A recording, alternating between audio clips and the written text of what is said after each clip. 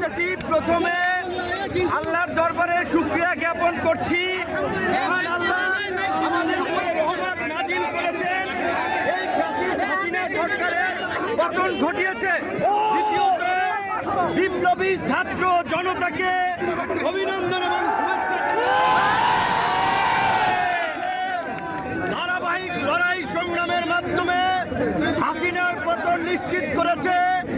এই হাসিনার পতনের মধ্য দিয়ে আমাদের প্রাথমিক বিজয় অর্জন হয়েছে, কিন্তু এখনো আমাদের অনেক কাজ বাকি আছে। এই ফ্যাসিস্ট হাসিনার যারা দোষর ছিল রাজনীতি কিংবা প্রশাসনে, তাদেরকে চিহ্নিত করে বিচারের মুখোমুখি করতে হবে। এখন পর্যন্ত অন্তর্বর্তীকালীন সরকার হয় নাই, এইখানে যেন কোন সামরিক শাসন কিংবা কোন ভারত নিয়ন্ত্রিত সরকার প্রতিষ্ঠা না হয়। সেই জন্য রাজনৈতিক ঐক্যমতের ভিত্তিতে অনতিবিলম্বে অন্তর্বর্তী সরকার গঠন করতে হবে এবং ছাত্ররা ডক্টর মোহাম্মদ ইউনূসকে প্রধান করার যে প্রস্তাব দিয়েছে, আমার দল এবং আমরা সেই প্রস্তাব সমর্থন করছি। আমরা অনুরোধ জানাবো, আজকে সন্ধ্যার আগে মহামান্য রাষ্ট্রপতি ডক্টর ইউনূসের নেতৃত্বে অন্তর্বর্তীকাল হামলার এদেশীয় এজেন্টদেরকে ব্যবহার করাটা চক্রান্ত করছে। আপনারা সংখ্যালঘুদেরকে নিরাপত্তা দিবেন। সংখ্যালঘু ভাই বোনদেরকে বলবো, এই বাংলাদেশ আপনার আমাদের সকলের, এই দেশই আপনাদের নিরাপদ আশ্রয়স্থল।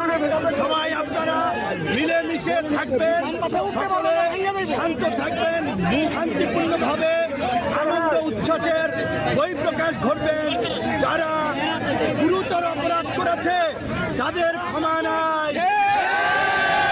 টিভি কার্যালয়ে আমাদেরকে গরু ছাগলের মতো ঝুলাইছে।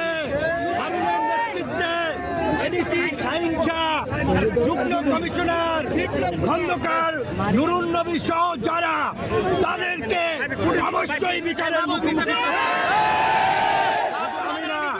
আমি বলেছিলাম, লজ্জায় তারা বলেন নাই।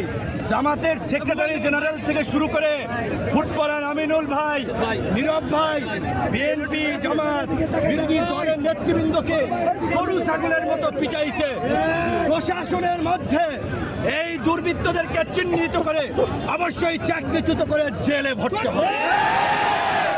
আপনারা গণ অধিকার পরিষদের নেতা কর্মীদেরকে বলবো, অন্যান্য এই আন্দোলন সংগ্রামে অংশগ্রহণকারী দল ছাত্র জনতার সাথে মিলেমিশে এলাকার শান্তি এবং স্থিতিশীলতা রক্ষায় কাজ করুন। দুর্বৃত্তরা, দুষ্কৃতকারীরা যেন কোনো অঘটন না ঘটায়, আপনারা সেই বিষয়ে সতর্ক থাকবেন।